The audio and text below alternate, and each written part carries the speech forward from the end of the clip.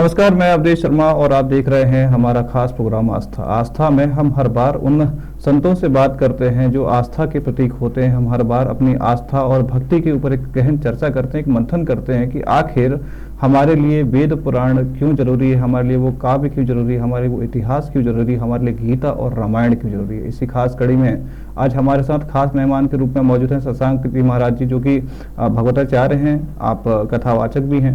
महाराज जी, आपका बहुत बहुत स्वागत है हमारे खास प्रोग्राम आस्था में। नमस्कार। महाराज जी, मैं सबसे पहले तो आपका स्वागत करना चाहूँगा हमारे इस खास प्रोग्राम में और ख़ास तौर से हमारे चैनल पर, चूँकि आप हमारे काफ़ी अच्छे गेस्ट हैं और बात सनातन धर्म की है, बात वेद पुराण की है, बात उन काव्यों की है, उन ग्रंथों की है जिनको आज हम जो है मौलिक रूप से धारण करते हैं, पढ़ते हैं, उच्चारण करते हैं, साथ में उनका अनुसरण करते हुए अपने जीवन में एक उनका महत्वपूर्ण स्थान भी देते हैं। तो महाराज जी, मेरा सबसे पहला सवाल तो आपसे यही है कि चूंकि हम हिंदू मुस्लिम सिख ईसाई की लड़ाई को बहुत बचपन से देखते आ रहे हैं, 1947 से उससे पहले से देखते आ रहे हैं। कोई कहता है बाबा आदम के ज़माने की है, कोई कहता है ईसाइयों के ज़माने की, कोई कहता है कुछ और, कोई कहता है अंग्रेजों के ज़माने की है।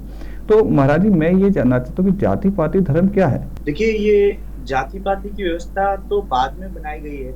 जो भगवान के द्वारा व्यवस्था बनाई गई है वो चतुर्श्रेणी में बनाई गई है, 4 श्रेणी में, जिसमें कि पशु, पक्षी, जलचर और मनुष्य, ये 4 तरीके से बांटा गया है। बाद में अपने अपने हिसाब से लोगों ने, जैसे घर में 4 भाई हैं तो अपना अपना कर्म दे दिया गया कि आप ये कर्म कर लीजिए, आप ये कर्म कर लीजिए, आप ये कर्म कर लीजिए। पर ध्यान हमें हमेशा ये रखना चाहिए कि यदि हमें घर को चलाना है तो हमें चारों का सहयोग आवश्यक है। अगर कोई बाहर का काम कर रहा है तो वो उसका अपना महत्व है, अगर कोई घर का काम कर रहा है तो उसका अपना महत्व है, यदि कोई सफाई का कर्म कर रहा है तो उसका अपना महत्व है। तो सनातन धर्म में सबको साथ लेकर के चलने की बात कही गई है। कहीं भी यहाँ पर जाति पाति में बांटा नहीं गया है। एक सुचारू रूप से व्यवस्था चलती रहे, धर्म की, देश की, समाज की, इसीलिए सभी ने अपना अपना काम बांट लिया महाराज जी, मैं और आपको उसी बीच को में हम। रोकना चाहूंगा। मेरा इसमें एक छोटा सा सवाल ये भी है कि चलिए मान लीजिए सनातन धर्म है, लेकिन जब हम एक कोई सरकारी फॉर्म भरते हैं या बैंक का कोई फॉर्म भरते हैं तो उसमें धर्म पूछा जाता है, तो वो तो हिंदू होता है, और अगर वो हिंदू है तो फिर सनातन कहाँ से आ गया? देखिए, हमारी हिंदू शैली है, ये बोलते बोलते हिंदू धर्म आने लगा है। कुछ जगह पर रामचरितमानस में है और वेद में भी एक जगह हिंदू नाम दिया गया है, परंतु जो हमारा धर्म है वो सनातन ही शुरू से कहा गया है। सनातन का अर्थ होता है जो ना कभी शुरू हुआ है और जो ना कभी खत्म हो सकता है। तो जो कभी शुरू ही नहीं हुआ और कभी खत्म नहीं हो सकता, वही सनातन रहने वाला है, मतलब कभी मिटने वाला नहीं है ये। तो धर्म सनातन है और हिंदू जो है हमारी शैली है, क्योंकि हम सिंधु नदी के समीप से ये शैली रही है, प्रचलित है, यहाँ पर पली बड़ी है, तो इसलिए सिंधु नदी के समीप रहने से हिंदू हम लोग कहलाने लगे, परंतु धर्म हमारा सनातन ही है। महाराज जी, मेरा अगला सवाल आपसे ये रहेगा कि हम चूंकि सनातनी हैं, हिंदू भी हैं, बात करेंगे आज की स्थिति में जिस प्रकार से कथाएं जो है लोगों के बीच में बहुत ज़्यादा अनुसरण की जा रही हैं। कहीं भागवत हो रहा है, कहीं दूसरी कथा का वाचन हो रहा है, कहीं शिव महापुराण का वाचन हो रहा है, कहीं भगवत गीता का वाचन हो रहा है, कहीं हनुमान जी की कथा का वाचन हो रहा है। चूंकि हमने देखा है कि बागेश्वर धाम महाराज भी जो है हनुमान जी की कथा का बहुत ज़्यादा वाचन करते हैं। पंडित मिश्रा जी हैं, वो शिव महापुराण पर ज़्यादा ध्यान देते हैं। तो ये जो कथाएं हैं, ये कितने प्रकार की कथाएं हैं और इनका क्या महत्व हमारे हिंदू धर्म में या कहीं मनुष्य के जीवन में? क्योंकि देखिए, हमने देखा कई बार हिंदू के अलावा मुस्लिम और अन्य समुदाय, अन्य धर्म समुदाय के लोग भी जो है इन कथाओं को सुनने के लिए आते, तो इनका क्या इंपॉर्टेंस है, कितना महत्व है हमारी लाइफ में, हमारे जीवन में? देखिए, हमारे सनातन धर्म में मुख्यतः 4 वेद बताए गए हैं और वेद सब तक पहुंच पाना संभव नहीं है, सब उनको पढ़ नहीं सकते, वेद की भाषा भी कठिन होती है। तो इनको सरलतम जनमानस तक पहुंचाने के लिए वेद व्यास जी ने 18 पुराणों की रचना करी है, जिसमें कूर्म पुराण है, अग्नि पुराण है, मीन पुराण है, मत्स्य पुराण है, विष्णु पुराण है, ब्रह्मवैवर्त पुराण है, ब्रह्मांड पुराण है, और उसी में से भागवत पुराण है, देवी भागवत महापुराण है, शिव महापुराण है हमारे सनातन धर्म में। इनकी उपयोगिता ये है कि जी रहे हैं, जैसे हम भोजन करते हैं, सोने जाते हैं, विवाह करते हैं, अपना परिवार बढ़ाते हैं, चारों कर्म प्रत्येक मनुष्य करना जानता है और ये चारों ही कर्म पशु पक्षी जीव जंतु भी करते हैं। फिर उनमें और हम में क्या अंतर है, तो इसी अंतर को बनाने के लिए, हमें मनुष्यता का ज्ञान कराने के लिए ये सभी पुराणों की आवश्यकता है। और कई बार जब हम लोग भी कथा करने जाते हैं तो वहां अच्छा महाराज जी, कई मेरा बार जब एक और कथा जी महाराज जी, मेरा एक और सवाल है कि जिस प्रकार से हो सकता है कि मेरा ये सवाल विवादित हो, जिस प्रकार से लोग ये कहते हैं कि ये तो ढकोसलेबाज हैं, ये जो है कथा के नाम पे लूट रहे हैं, तो ऐसा कुछ भी होता है क्या कि लोग कथा के नाम पे लूटने का भी प्रयास करते हैं? क्योंकि देखिए, हो सकता है कि मेरा ये सवाल जो है विवादित सवाल हो जाए, लेकिन मेरा उद्देश्य विवाद करने का बिल्कुल भी नहीं है। जिस प्रकार से लोगों के मन में जो एक महत्वाकांक्षा होती है, एक सवाल होता है, मेरा सिर्फ ये सवाल है, ऐसा कोई विवाद करने का उद्देश्य मेरा नहीं है। देखिए, बहुत हमें तो लगता है आवश्यक सवाल है, जो कई बार डर के कारण या संकोच के कारण लोग पूछ नहीं पाते हैं। मुझे लगता है ये आपने बहुत अच्छा प्रश्न यहाँ पर रखा हुआ है, क्योंकि कहीं न कहीं ये सवाल उठता है कि हम जिस बात को मान करके चल रहे हैं, जिसकी बात मान करके चल रहे हैं, वो व्यक्ति सही भी है या नहीं? हम सही बात मान करके चल भी रहे हैं। तो देखिए, हमें अगर लगता है कि ये इंसान पाखंड करते हैं या धन लूट रहे हैं, तो हमें ज़रूरत नहीं है कि हम उनके पास जाकर के दान करें। आपको नहीं है कि आप उन्हीं के पास दान करें। आप कथा सुनिए और कथा सुन कर के जो भी अच्छी बात लगती है आप उसको जीवन में उतारें।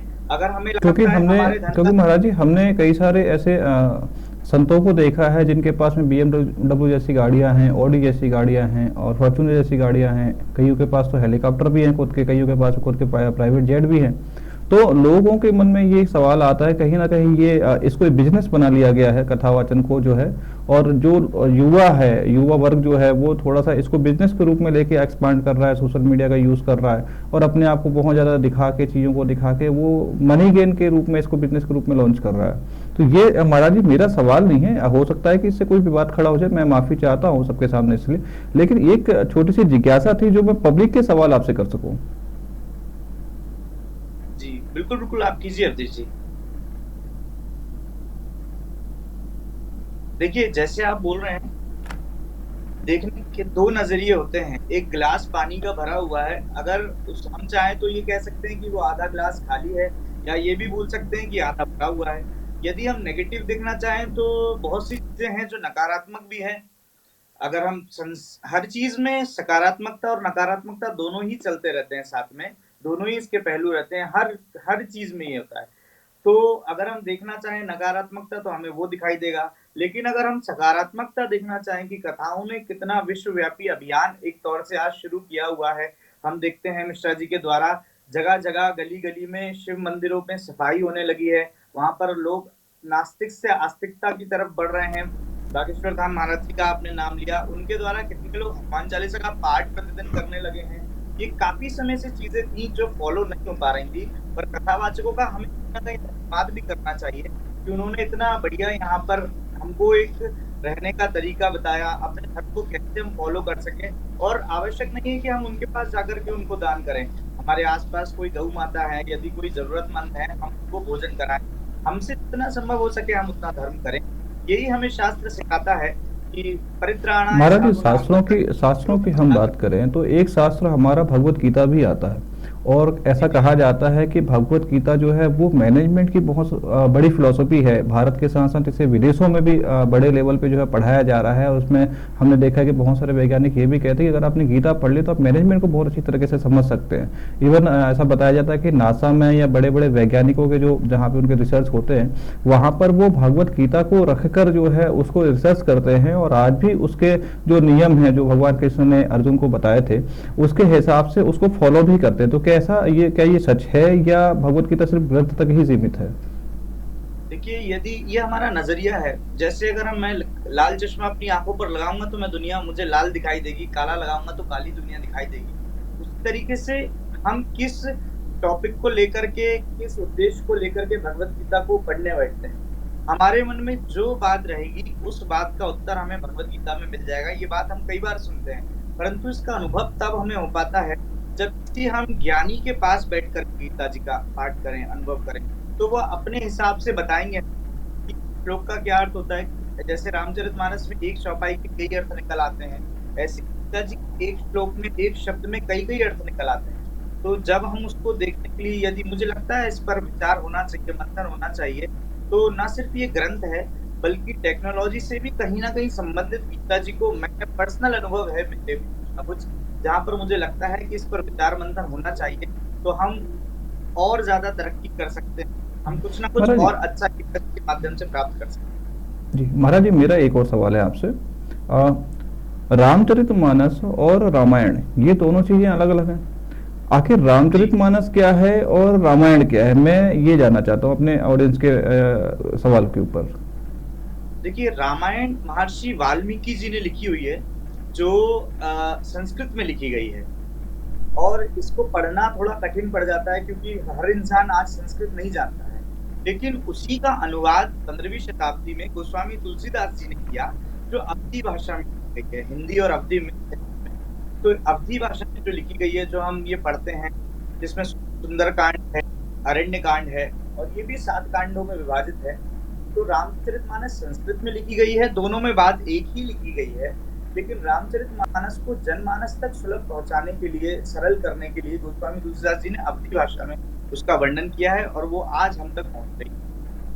बस इतना सा ही अंतर है, बाकी मैं दोनों महाराज जी है आपको राम। बीच में माफी चाह रहा हूँ, मैं आपको बीच में रोक रहा हूँ। मेरा सवाल एक और आ रहा है इसमें कि जो रामायण है उसमें संक्षिप्त पूरी रामायण है, जहाँ माता सीता का जन्म हुआ था और रावण का वध हुआ था, रावण के वध के बाद में विभीषण को जो है राजपाट मिला था। और जो रामचरितमानस है वो क्या केवल राम जी के चरित्र के ऊपर है, जो राम लला के ऊपर है, या ऐसा कुछ दोनों में डिफरेंस है या दोनों सेम है?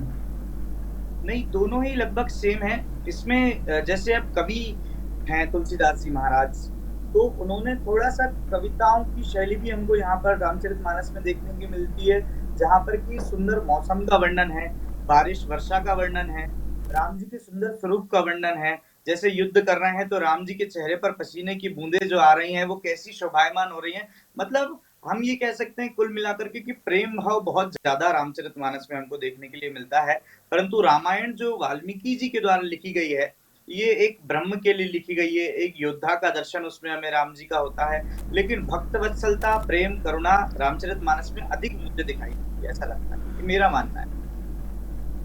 अच्छा महाराज जी, मेरा इसमें एक और सवाल आ रहा है आपसे कि ये तो बात हो गई गीता की और बात हमने कर ली रामायण की। एक सवाल हमने जनरली सुना हुआ है कि जहाँ पर रामायण का, अखंड रामायण का पाठ होता है, तो वहाँ पर ये कहते हैं कि हनुमान जी का स्वयं ही वास हो जाता है 24 घंटे अगर कहीं पर अखंड रामायण चल रहा है। और ऐसा कहते हैं कि शायद हनुमान जी की ये जो चौपाई है, हनुमान चालीसा है, उसमें चौपाई में भी ये लिखा हुआ है कि जहाँ पर अखंड रामायण का जो है वाचन किया जाएगा, वहाँ आज कलयुग में भी जो है हनुमान जी जो है स्वयं जो है प्रकट हो जाते हैं और भक्तों की रक्षा करते हैं। ये कितने प्रतिशत सत्य होगा और कितना इसको अपन महत्व दे सकते हैं? मुझे लगता है 100% सत्य है, क्योंकि जब कभी हम लोग, ये हमारे पर्सनल अनुभव में से मैं बता रहा हूँ आपको, जब हम कहीं कथा करने जाते हैं तो जरूरी नहीं है हर बार व्यवस्था एक जैसी हो, मौसम एक जैसा हो। कई बार हमें आंधी तूफान बारिश का, मौसम का भी सामना करना पड़ता है। तो हम देखते हैं कि कथा चल रही है और मध्य में यदि ऐसा कुछ होता है तो हम प्रार्थना करते हैं हनुमान जी महाराज से कि आप हमें सुलभ कीजिए, हमें कथा कहनी है भगवान की, हमें माता रानी की कथा कहनी है। तो हम प्रार्थना करते हैं, और कुछ ही क्षणों में, आज तक भी हमने ये देखा है जितनी भी कथाएं हुई है, कभी ऐसा नहीं हुआ कि मौसम के कारण कथा बंद करनी पड़ी हो या रोकनी पड़ी हो, या कारणवश ऐसी कभी कोई विपदा नहीं आई भगवान की कृपा से। तो ये तो हमारा पर्सनल अनुभव होता है। जहाँ कहीं भी राम जी के नाम का गुणगान होता है, हम तो कहते हैं अखंड रामायण पाठ की, हम सुंदर कांड क्यों ना करें, पर राम जी का भजन ही क्यों ना करें। क्योंकि हनुमान जी कोई एक मनुष्य तो नहीं है, वो दैवीय शक्ति। और दैवीय शक्ति जिस तरीके से विद्युत रहती, बिजली जो रहती है, वो एक समय पर बल्ब में भी काम कर रही है, फ्रिज में भी काम कर रही है, टीवी टेलीविजन में भी काम कर रही है, उसी तरह से हनुमान जी महाराज दैवीय शक्ति है। वो एक जगह, एक समय पर कई जगहों पर उपस्थित हो सकते हैं। और इसका अनुभव यदि हम करना चाहते हैं तो हम राम नाम की शरण लें, राम कथा की शरण लें। आवश्यक रूप से प्रत्येक चीज को अनुभव करा सकते हैं आज भी, सत्य। महाराज जी, मेरा एक और सवाल है आपसे कि अब तो सारी बातें लमसम क्लियर हो गई हैं कि चलिए रामायण क्या है, गीता क्या है, रामचरितमानस क्या है, हनुमान जी का कितना उपयोग है। एक कई बार हमने बहस करी है, डिबेट्स में भी देखा है, एक छोटा सा सवाल और एक छोटी सी कंफ्यूजन होती है कि हम हिंदुओं में जो है 33 करोड़ देवी देवता हैं या 33 योजन देवी देवता हैं, 33 कोटि देवी देवता हैं, तो वो क्या मैटर है? थोड़ा सा उस पर प्रकाश डालने का कष्ट करेंगे। देखिए, बहुत अच्छा प्रश्न है। मुझे लग रहा है अवधेश जी, ये तो सभी के मन में ये प्रश्न होगा और इसका उत्तर मिल नहीं पाता है सटीक, कभी भी मन संशय में रह जाता है आम जनमानस के लिए। तो इसके 2 अर्थ बताए गए हैं। जैसे कि देखिए, संतों का, ज्ञानी जनों का अपना अपना मानना है, हमारे लिए सभी संत शिरोधार्य हैं। तो कुछ कहते हैं कि 33 कोटि मतलब कि 33 तरह के, कोटि मतलब कि तरह होता है, तो 33 तरह के देवता हैं, जो इसका अर्थ है 33 कोटि। और कई लोग कहते हैं 33 करोड़ भी हैं। तो 33 कोटि जो बताए गए हैं उसमें डिवाइड किया गया है। 8 तरह के वसु हैं, 11 रुद्र हैं और 12 आदित्य मतलब कि भगवान सूर्य के वंश के हैं, सूर्य के अवतार हैं। एक इंद्र है, एक प्रजापति है। तो ऐसे करके ये 33 तरह के देवता हमारे यहाँ बताए गए हैं, जिसमें 8 वसु, अग्नि, पृथ्वी, वायु, अंतरिक्ष, आदित्य, ध्यो, चंद्रमा और नक्षत्र हैं। 11 तरह के रुद्र हैं, प्राण, अपान, व्यान, समान, उदान, नाग, कूर्म, कुकल, देवदत्त, धनंजय और जीवात्मा। 12 महीने जो हैं ये सभी 12 आदित्यों के नाम हैं। और इंद्र हैं जो बिजुली के रूप में है, और प्रजापति जो हैं वो यज्ञ नारायण भगवान के रूप में है। तो ये सभी 33 तरह के देवता हमारे यहाँ बताए गए हैं। रामचरितमानस में इसका वर्णन है। और 33 कोटि यदि हम करोड़ से अर्थ लगाते हैं तो भी वो बात गलत नहीं हो सकती, क्योंकि हमारे सनातन धर्म में प्रत्येक स्थान का, प्रत्येक वृक्ष का, प्रत्येक नगर का, प्रत्येक ग्राम का एक एक देवता होता है, जिनको हमारे यहाँ स्थान देवता, ग्राम देवता, वृक्ष देवता, नगर देवता, वास्तु देवता, ग्रह देवता, एक एक घर का भी देवता होता है, तो ग्रह देवता कहा जाता है। और ये सभी अंत में जाकर के भगवान में सम्मिलित हो जाते हैं, मतलब परम ऊर्जा में, परम ब्रह्म में सम्मिलित हो जाते हैं। तो उनका थोड़ा थोड़ा अंश जहाँ कहीं प्रकट होता है हम उनका पूजन करते हैं। तो 33 करोड़ मानना और 33 तरह के मतलब 33 कोटि तरह के मानना वो भी गलत है। हम जिस भी बात को मानना चाहें दोनों ही बात सही है। अंत में इसका अर्थ यही निकल करके आता है, कैसे ना कैसे करके हमें अपने परमात्मा का पूजन करना है। हर बात में, हर सुख दुख में हमें उनको याद करना है। ये हमें 33 कोटि बताया गया।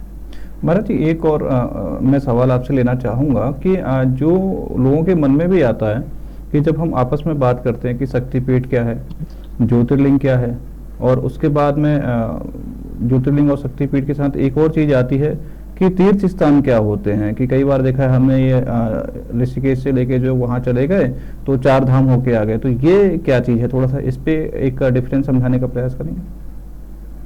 देखिए, भगवान शिव और माँ पार्वती की कथा है, जिसमें सती मैया से भगवान शिव का, जो पार्वती जी का एक रूप है सती मैया, इनसे विवाह हुआ था और किसी कारणवश माँ सती ने अपने शरीर का दाह कर लिया था। भगवान शिव प्रेमवश उनके उस शरीर को लेकर के पूरे ब्रह्मांड में विचरण कर रहे थे। तब नारायण भगवान ने अपने चक्र से उस शरीर के 52 टुकड़े कर दिए थे। वो 52 टुकड़े सती मैया के जहां जहां कहीं भी गिरे थे, वहां पर 52 शक्तिपीठों का निर्माण हुआ। वो 52 शक्तिपीठ बने। ये हो गई शक्तिपीठ की बात। इसके अलावा भगवान शिव के कई भक्त मतलब हुए। ये कहा जा सकता है कि शिव महापुराण के अनुसार उसके आधार पर जो माता सती के साथ में जो उनके शरीर के जहाँ जहाँ अंग गिरे थे वो जो है शक्तिपीठ कहलाए। जी बिल्कुल बिल्कुल, जी सही बोल रहे हैं।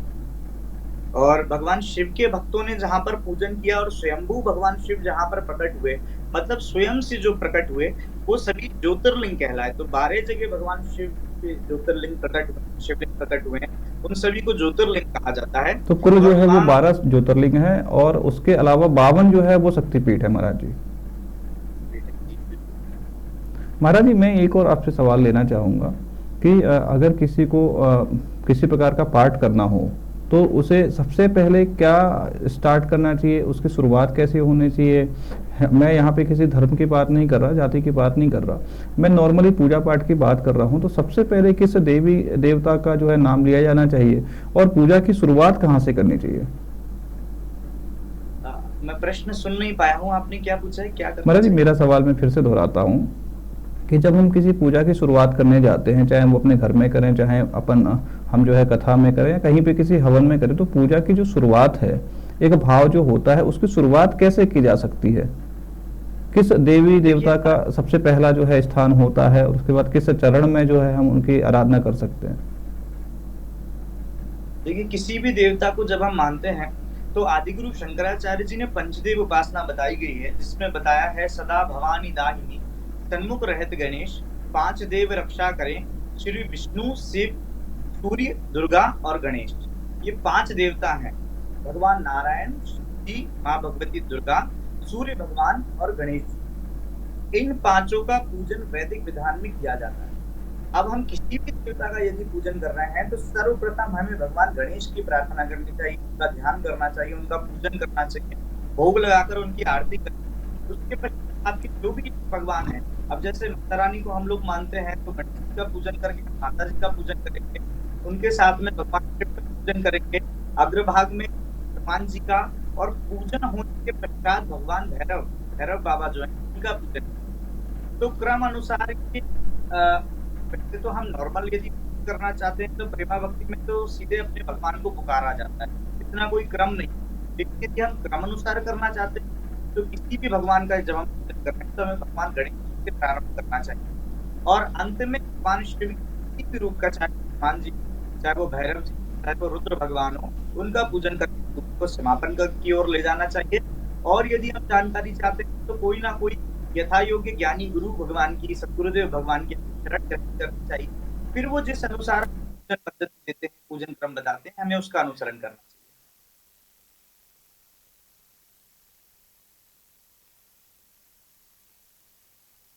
महाराज जी, मेरा एक और सवाल है आपसे कि हम कथा की बात करें तो अलग अलग जो कथावाचक होते हैं वो अलग अलग कथाएं जो है उनके जो भक्त हैं उनको सुनाते हैं।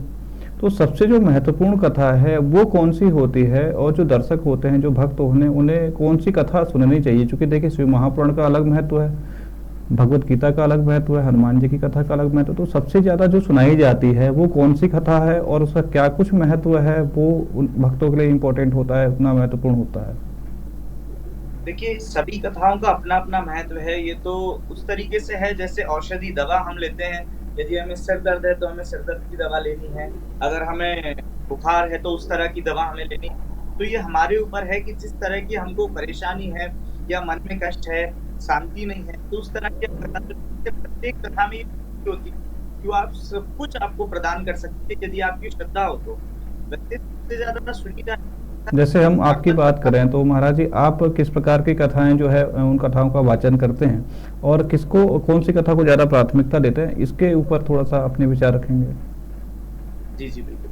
हम वैसे तो देवी भागवत की कथा का अवधेश जी मैं वाचन करता हूँ, जी। माँ भगवती की देवी भागवत की कथा का वाचन करता हूँ। साथ में भागवत कथा और राम कथा का अध्ययन भी गुरु जी की कृपा से चल रहा है। तो भागवत कथा सबसे ज्यादा प्रचलित कथा है जो बहुत सरलता से, सहजता से मिलती रहती है। इसके अलावा राम कथा की यदि हम बात करें, अगर मेरा पर्सनल अनुभव मैं अपना आपसे शेयर करूं, तो राम कथा आज के समय में प्रत्येक जीव को सुनने की आवश्यकता है। इसलिए क्योंकि अपने जीवन में उतारने के लिए राम कथा बहुत आवश्यक है।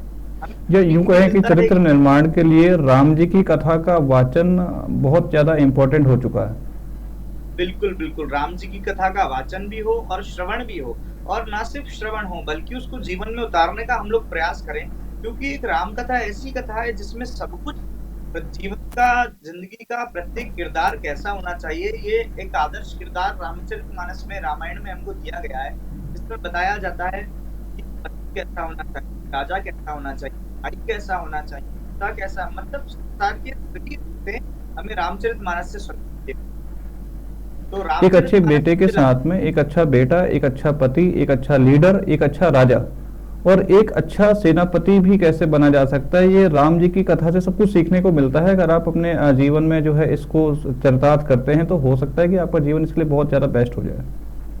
बिल्कुल, बिल्कुल, बिल्कुल। महाराज जी, मेरा एक आखिरी सवाल आपसे है, ये जो कथाएं होती हैं इनमें खर्चा कितना आता होगा? क्योंकि देखिए, लोग तो कहते ही हैं कि इतने में हो जाता है, इतने में हो जाता है। मान लीजिए हमें कोई कथा करानी है और हमारा बजट थोड़ा सा कम है, तो उसमें हम कितने खर्चे पर इस कथा का जो है वचन करवा सकते हैं या श्रवण करवा सकते हैं, या हम जो है भक्तों को इकट्ठे करके या डोनेशन चंदा करके जो है हम उसका आयोजन कर सकते हैं? सबसे कठिन आपने प्रश्न हमसे पूछ लिया है। ये सब तो वैसे हम इस पे ध्यान नहीं देते हैं। अगर कथा कराने का किसका मन होता है, किसी भक्त का मन होता है, तो सिर्फ जो, देखिए, कहने के लिए तो सभी कहते हैं कि हम कुछ भी नहीं कथा के लिए लेते हैं, और वही बात हम भी कहते हैं। मेरा सवाल वही था कि जैसे मान लीजिए हमें तो कथा करानी है, अब हम चाहे बागेश्वर धाम बाबा को बुला लें या प्रेमानंद महाराज जी को बुला लें या मिश्रा जी को बुला लें या आपको बुला लें, तो हमारी जिज्ञासा तो ये होगी बड़े से बड़े कथावाचक को बुलाएं, लेकिन हमारी तो हैसियत नहीं, औकात नहीं है।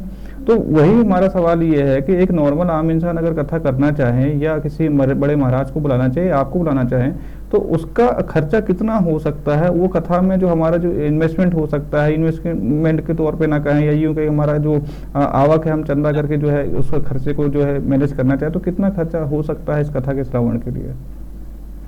देखिए, व्यवस्थाएं जो रहती है, जैसे टेंट की व्यवस्था है, साउंड की व्यवस्था है, बस यही व्यवस्था रहती है। अगर ये जुटा लिया जाता है, मुझे लगता है 60-70 हजार, या बहुत से बहुत सब कुछ 7 दिन का यदि मिलाते हैं तो 1 लाख सब कुछ मिला करके भी हो जाता है, मुझे लगता है। महाराज जी, इसमें एक सवाल और मेरा आ रहा है, ये जो कथाएं होती हैं कितने दिन की होती हैं मिनिमम, और कितने दिन तक चल सकती हैं?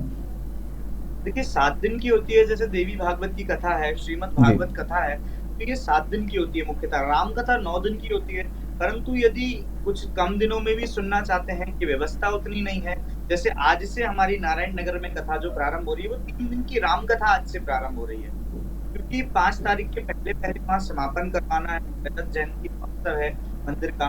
तो समिति के लोगों ने कहा है, महाराज जी हमारी इतनी व्यवस्था है, लेकिन क्या कर सकते हैं, तो राम कथा मानस पर प्रवचन कर सकते हैं।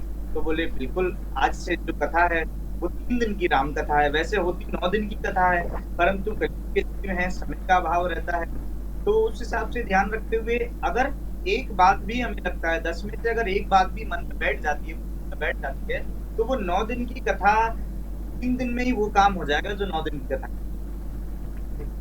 मतलब महाराज जी, ये कहा जा सकता है कि बजट का कोई ऐसा इशू नहीं होता है, ये अपनी श्रद्धा है कि आप कितनी लंबी कथा को खींचना चाहते हैं और आप कितना बड़ा इस आयोजन को बनाना चाहते हैं। बिल्कुल बिल्कुल, जी जी जी, अब देखिए बिल्कुल आप सही बोल रहे हैं। जैसा जैसा आयोजन बढ़ता है फिर उस हिसाब से व्यवस्थाएं बढ़ती हैं, कि टेंट की व्यवस्था है, बैठने की व्यवस्था है, लाइट की व्यवस्था कई जगह रहती है। दिन में कथा होती है अक्सर, तो लाइट की आवश्यकता रहती है। साउंड और टेंट का मैच रहता है, बाकी हमारे तज्ञ रहते हैं, हमारे साथ में उनका रहता है। बहुत से बहुत हम बता रहे हैं आपको, तो हो ही।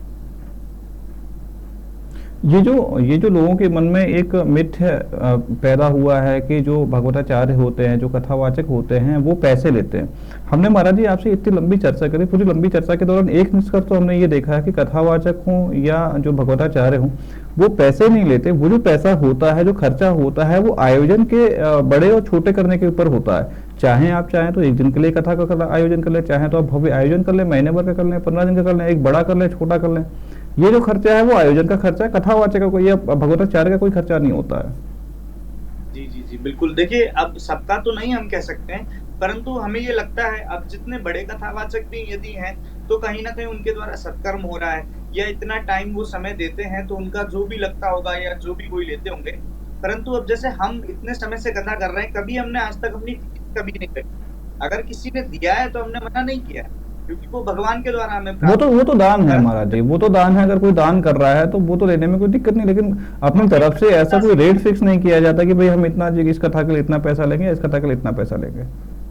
हम आपको बता रहे हैं, हमने 7 दिन कथा करने के बाद, और अब ये मेरा पर्सनल हो जाएगा, मैं इस चर्चा को करना नहीं चाहता हूँ, पर फिर भी हम बता रहे हैं कि आज भी ऐसे कथावाचक हैं, दूसरों की क्यों ही कहें, कि आते टाइम हम 10 रुपए लेकर के और सहर्ष खुशी से, क्योंकि हमने भगवान का नाम सुना करके जो आनंद मिला है इतने दिनों, वो भी कम नहीं होता। अगर हम उसको देखें तो सौभाग्य है। मैं समझता हूँ कथावाचकों को सौभाग्य मिलता है भगवान के द्वारा, कि हमें भगवान का नाम सुनाने का मौका मिल रहा है। तो 10 रुपए लेकर के हम घर आए, ये हमने किया है, और उसमें कोई क्लेश नहीं हुआ। यजमान ने सहर्ष दिया है, उन्होंने व्यवस्था अपनी तरफ से पूरी करी है, भक्तों के बैठने के लिए उसकी उत्तम व्यवस्था की है। पर जब उन्होंने वहां कोई कमी नहीं करी, तो फिर हमें सुनाने में क्या दिक्कत? बिल्कुल सही बात है महाराज जी। मैं महाराज जी आपका बहुत बहुत धन्यवाद देना चाहूँगा, आपने हमें इतना समय दिया और हमारे दर्शकों को काफ़ी डिटेल में हमारे धर्म के बारे में, हमारे ग्रंथों के बारे में, कथाओं के बारे में बताया। और जो एक मिथ्य और एक भित्य जो है उनके मन में एक कन्फ्यूजन की स्थिति थी, उसको बहुत अच्छे से डीपली तरीके से आपने क्लियर किया। मैं फिर से पुनः आपका महाराज जी धन्यवाद देता हूँ, और मैं आपसे यही उम्मीद करूँगा कि अगली बार हम आपसे फिर मुलाकात करेंगे, अलग अलग विषय पर चर्चा करेंगे, फिर से हम ग्रंथों के बारे में जानेंगे, फिर से कथाओं और निश्चित तौर पर हम अपने इस जो हमारा सफर है इसको जारी रखेंगे।